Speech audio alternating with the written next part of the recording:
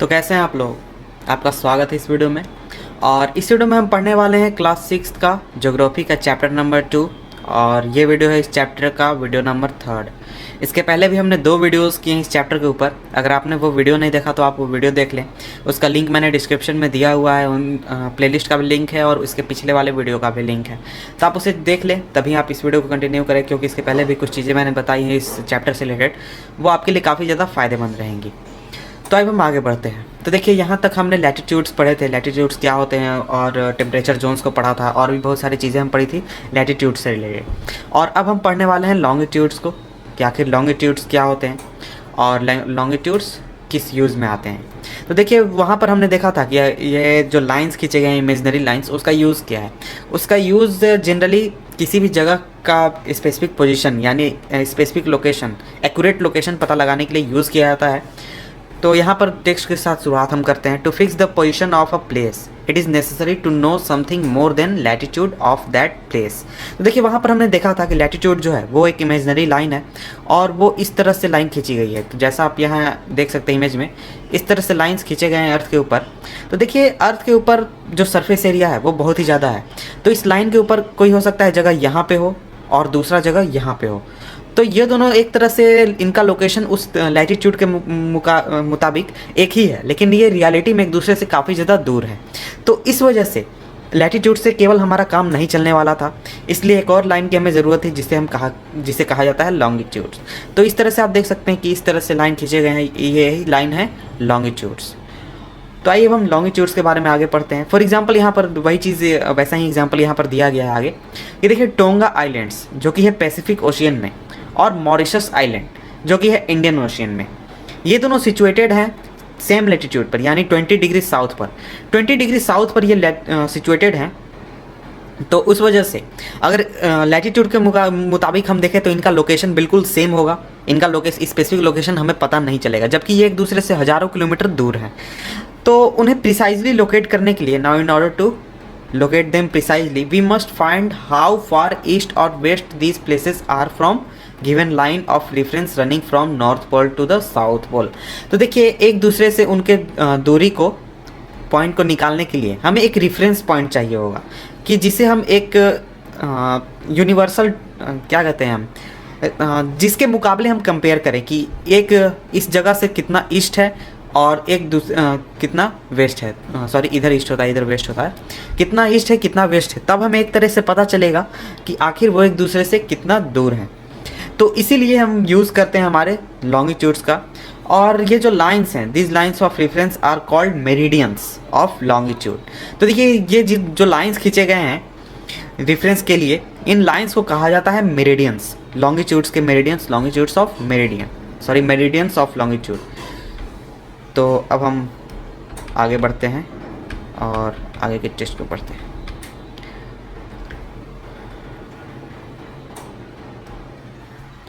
And the distance between them are measured in degree of longitude. तो देखिए, वो जो लाइंस हो गए, जैसे कि मैं यहाँ आपको दिखा देता हूँ कि वो जो इमेज में आप देख सकते हैं कि ये जो लाइंस खींचे गए हैं, ये तो मेरिडियन हो गए, ये सारे मेरिडियन हो गए, ये वाला, इस तरह से सारे ये मेरिडियन हो गए। और इनके बीच में जो डिस्टेंस होता है उसको नापा जाता है डिग्री ऑफ मेरिडियन के हिसाब से, यानी उनके बीच में कितनी डिग्री का डिफरेंस है पोल के ऊपर, क्योंकि पोल पर सारे जो मेरिडियंस हैं वो एक दूसरे से मिल जाते हैं। इस degree is further divided into minutes and minutes into second. They are semi circle and the distance between them decreases steadily polewards until it become zero at the poles where all the meridians meet. तो देखिए, ये जो degree होता है, ये 1 degree पर एक meridian इस तरह से है, लेकिन उस डिग्री को भी काफ़ी पार्ट्स में डिवाइड किया गया है ताकि प्रिसाइजली लोकेशन पता लगाया जा सके। जैसे यहाँ पर है, एक मेरिडियन है, दूसरा मेरिडियन है, तीसरा मेरिडियन है, चौथा मेरिडियन है, इस तरह से बहुत सारे मेरिडियन हैं। तो इन मेरिडियंस को सही तरीके से पता लगाने के लिए इनके बीच का डिफरेंस, मतलब यहाँ पर जो लोकेशन है उनका लोकेशन प्रिसाइजली पता लगाने के लिए एक डिग्री को, एक जो डिग्री होता है उसे मिनट में डिवाइड किया जाता है, और फिर 1 मिनट को फिर सेकंड में डिवाइड किया जाता है। तो 1 डिग्री में 60 मिनट हो गया, मैं इधर लिखता हूँ, शायद आपको दिख नहीं रहा होगा। 1 डिग्री में आपका 60 मिनट हो गया, और 1 मिनट में हो गया आपका 60 सेकेंड।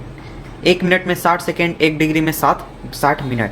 तो देख सकते हैं 1 डिग्री को कितने सारे पार्ट्स में डिवाइड किया गया है। और अब हम अपना टेक्स्ट कंटिन्यू करते हैं।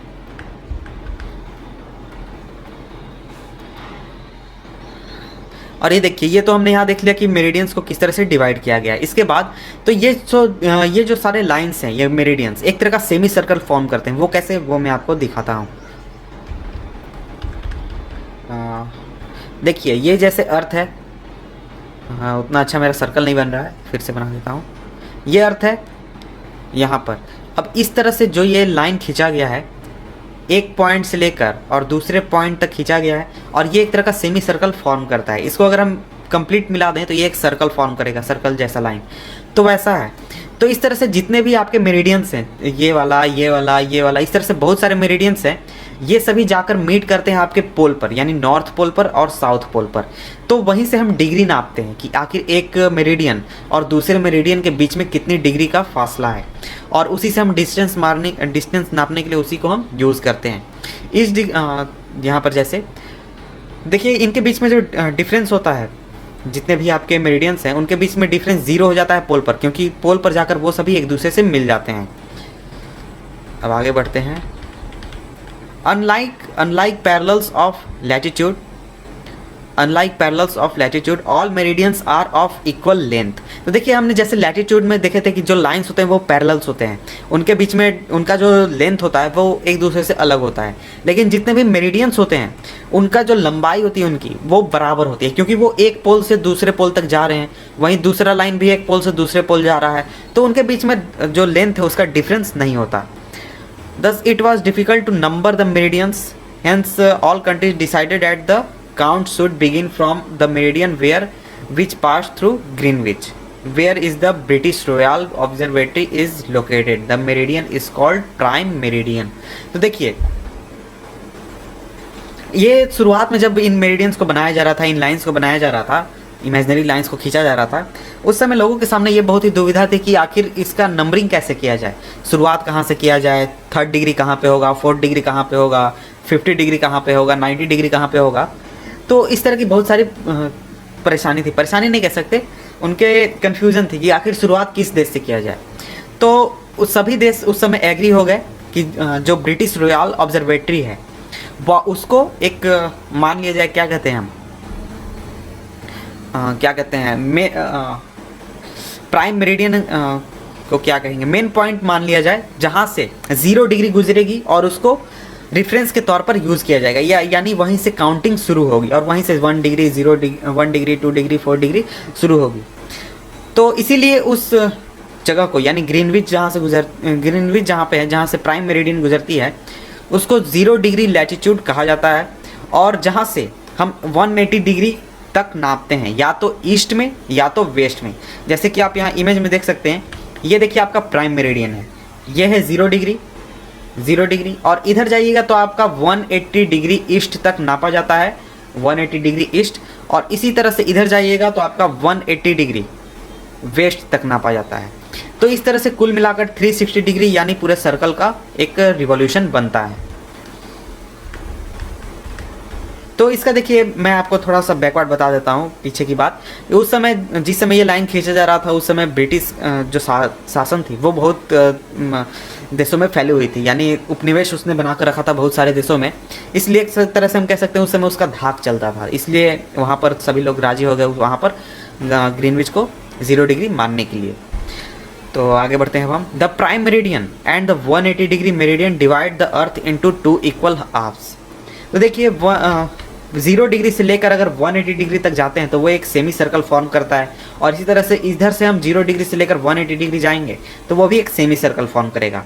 तो इस तरह से जो 180 डिग्री का जो है, 180 डिग्री प्राइम मेरिडियन से 0 डिग्री से 180 डिग्री, वो अर्थ को 2 पार्ट्स में डिवाइड करता है, और इन्हें कहा जाता है eastern hemisphere and western hemisphere. तो जिस तरह से हमने देखा था कि इक्वेटर अर्थ को 2 पार्ट में डिवाइड करता है, साउदर्न हेमिस्फीयर और नॉर्दर्न हेमिस्फीयर, उसी तरीके से हमारा प्राइम मेरिडियन भी अर्थ को 2 पार्ट में डिवाइड करता है, ईस्टर्न हेमिस्फीयर और western hemisphere. Therefore the longitude of a place is followed by the letter E for the east and W for the west. तो देखिए आप यहाँ पर देख सकते हैं जो प्राइम मेरिडियन का डिग्री दिया गया है, सॉरी मेरिडियन का डिग्री दिया गया है, उसमें आप 30 degree east, 60 degree east, 30 degree west, 60 degree west, ये चीज़ आपको देखने को मिल रही है। वो इसलिए क्योंकि देखिए जो वेस्ट डायरेक्शन में होगा, प्राइम मेरिडियन से वेस्ट में होगा, उसे हम वेस्ट उसके डिग्री के साथ लिखते हैं उसका सही लोकेशन जानने के लिए, और जो ईस्ट में होगा उसके साथ हम ई लिखते हैं यानी ईस्ट, उसका सही लोकेशन जानने के लिए। तो यहाँ पर एक बात और ध्यान दीजिए कि 180 डिग्री ईस्ट और 180 डिग्री वेस्ट जो है वो सेम लाइन पर है, यानी प्राइम मेरिडियन जिस तरह से उसी तरह से बिल्कुल इसके पीछे ये दोनों लाइंस 180 डिग्री ईस्ट और 180 डिग्री वेस्ट सेम लाइन पर हैं। अब हम आगे बढ़ते हैं। Now look at the grid of parallels of the latitudes and the meridians of longitudes on the globe. You can locate any point on the globe very easily if you know its latitude and longitude. For example, Dhabri in Assam is situated at 26 degree north latitude and 90 degree east latitude. Longitude. Find out the point where these two lines cut each other. The point will be location of Dhubri. तो यहाँ पर आपको एक तरह से example दिया गया है कि देखिए असम में जो आपका ढबरी है वहाँ वो 26 डिग्री नॉर्थ लैटिट्यूड और 90 डिग्री ईस्ट लॉन्गिट्यूड पर स्थित है। अगर आप ये लैटिट्यूड और लॉन्गिट्यूड को फॉलो करेंगे तो आप हमेशा इसी शहर को पाएंगे। ये जो हमारा ढबरी शहर है इसी शहर में आप पहुँचेंगे। तो ये यहाँ पर आपको एक एग्जाम्पल के तौर पर दिया गया, आप चाहे तो इसे पढ़ सकते हैं। मैं एक बार पढ़ देता हूँ। To understand this clearly draw equidistant vertical and horizontal lines on paper. तो यहाँ पर आपको एक तरह का टास्क दिया गया, आप चाहें तो इसे कर सकते हैं। एक आप पेपर लें, उसके ऊपर इस तरह से लाइन आप खींच दें और उस तरह का और इसी तरीके से नंबरिंग कर दें। तो आप जब नंबरिंग करेंगे तो स्पेसिफिक डॉट जहाँ पर ये लाइन कट कर रहे हैं एक दूसरे को, इस जगह पर आपको आप उस तरह से उसी तरीके से लैटिट्यूड और लॉन्गिट्यूड निकालते हैं जिस तरह से आप यहाँ इस पॉइंट का लोकेशन निकालेंगे, जैसे इस पॉइंट का, इस पॉइंट का, इस पॉइंट का, इसी तरीके से। तो मैं इसे नहीं पढ़ा रहा हूँ, आप इसको आप खुद से पढ़ सकते हैं क्योंकि वो आप समझ जाएंगे आप पढ़ने पर। ये देखिए यहाँ पर आपको दिया गया है जितने भी कंट्रीज़ हैं उन सभी कंट्रीज़ का लोकेशन यानी टाइम जोन जिसे हम कहते हैं। आगे हम टाइम जोन के बारे में पढ़ने वाले हैं। तो यहाँ आप देख सकते हैं कि जितने भी कंट्रीज़ हैं उन सभी का टाइम जोन दिया गया है कि उनका टाइम क्या है और कहाँ। ये देखिए यहाँ पर है ग्रीनविच, इस तरीके से ग्रीनविच लाइन खींचा गया है और इस तरह से ये जाता है। इसी को 0 डिग्री माना गया है, 0 डिग्री, और यहाँ से प्लस, और ये घंटा यहाँ पर बताता है +1, 1 घंटा टाइम इसका आगे चलता है। अभी इसको रोक देते हैं, अभी हम आगे पढ़ लेते हैं, तब आपको ये ज़्यादा समझ में आएगा, अभी समझ में नहीं आएगा। तो अब हमारे पास नेक्स्ट टॉपिक है लॉन्गिट्यूड एंड टाइम। तो देखिए लॉन्गिट्यूड का यूज़ टाइम के लिए भी किया जाता है कि आपके घड़ी में जो टाइम अभी बताया जा रहा है उसका वो लॉन्गिट्यूड का यूज़ करके ही दिखाया जा रहा है, और सब पूरे वर्ल्ड का जो टाइमिंग है वो लॉन्गिट्यूड के हिसाब से ही चलता है। यानी जितने भी घड़ी चलते हैं वर्ल्ड में वो सभी लॉन्गिट्यूड के हिसाब से ही चलते हैं। The best means of the measuring time is by the movement of the earth. तो देखिए समय का निर्धारण करना कि आखिर अभी कितना समय हो रहा है, इसके लिए जो बेस्ट तरीका है वो है कि जो अर्थ का मूवमेंट होता है और मून का मूवमेंट होता है और जितने भी प्लैनेट्स का मूवमेंट होता है उसके हिसाब से हम समय का निर्धारण करें कि आखिर अभी कितना समय हो रहा है, कितना टाइम हो रहा है। The sun regularly rises and sets every day and naturally it is the best time keeper throughout the world. देखिए हम चाहे तो किसी भी और घड़ी का भी इस्तेमाल कर सकते हैं, लेकिन जो हमारा सूरज है वो डेली राइज करता है, डेली डूबता है। तो एक तरीके से ये बेस्ट टाइम कीपर है पूरे वर्ल्ड के लिए, जो कि पूरे वर्ल्ड में एक जैसा समय बता सकता है। Local time can be record by the shadow cast by the sun. तो देखिए जो शैडो कास्ट का जो सिस्टम है जिसको यूज़ करके टाइम निकाला जाता है उसके अनुसार आप लोकल टाइम तय कर सकते हैं। Which is the shortest at the Noon and longest at the sunrise and sunset. तो देखिए शैडो का फॉलो करके एक तरीका होता है जिसमें कि शैडो के हाइट के हिसाब से हम समय का निर्धारण करते हैं कि अभी कितना समय हो रहा है, कितना टाइम हो रहा है। तो उससे भी लोकल टाइम बहुत जगह निकाला जाता है और पहले भी निकाला जाता था। When the prime meridian of the Greenwich has the sun at the highest point in the sky, all the places along this meridian will have the mid day और नून।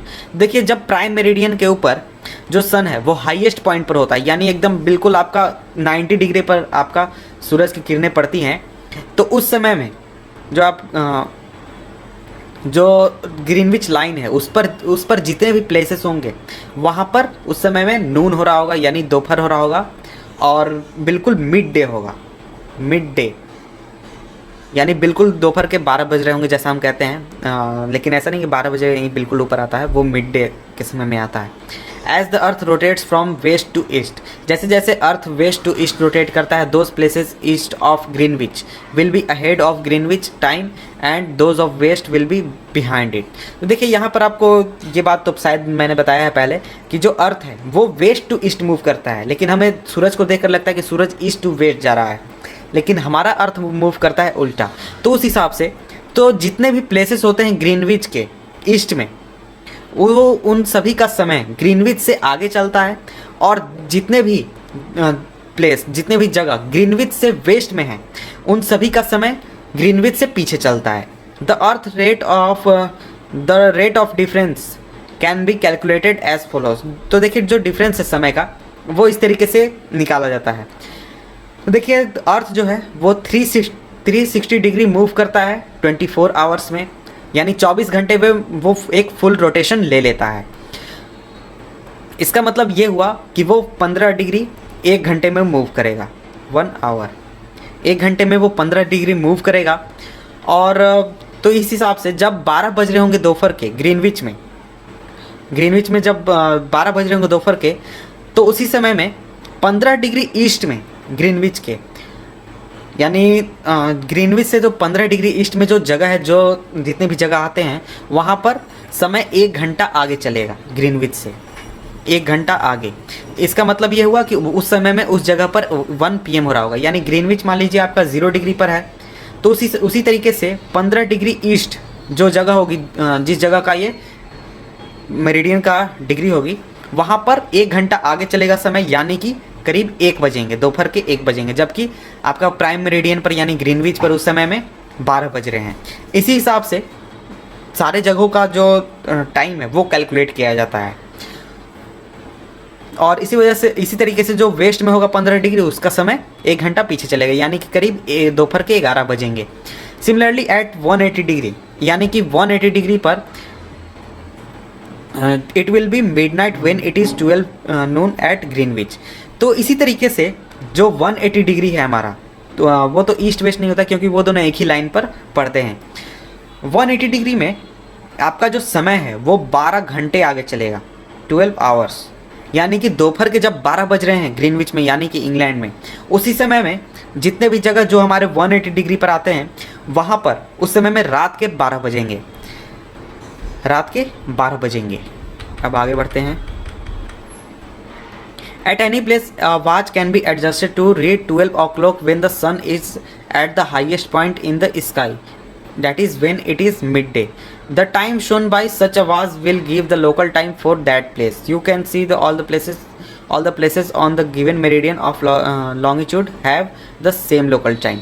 तो देखिए इसी तरीके से जितने भी आपके देश हैं या फिर लोकल टाइम जोन है, वहाँ पर एक पॉइंट होता है जहाँ जिस पर जब दोपहर में बिल्कुल सूरज की जो किरणें होती हैं वो सीधी पड़ती हैं, और उसी को मिला लिया जाता है 12 o'clock से, यानी कि 12 बज रहे हैं वहाँ पर उस समय, इस हिसाब से कैलकुलेट कर लिया जाता है, यानी कि कैलकुलेट कर लिया जाता है कि वहाँ पर अभी 12 बज रहे हैं, और इस हिसाब से वो जो टाइम जोन है वहाँ पर समय को मिला लिया जाता है, और उसी हिसाब से पूरे उस टाइम जोन का या फिर पूरे देश का समय लोकल टाइम चलता है। तो इस वीडियो में इतना ही रोक देते हैं। नेक्स्ट वीडियो में हम देखेंगे why do we have standard time, यानी हम स्टैंडर्ड टाइम को क्यों यूज़ करते हैं। नेक्स्ट वीडियो का लिंक भी मैं नीचे डिस्क्रिप्शन में दे दूँगा, आप उसे चेक कर सकते हैं और उसे देख लें। तो मिलते हैं आपसे हम नेक्स्ट वीडियो में, तब तक के लिए गुड बाय।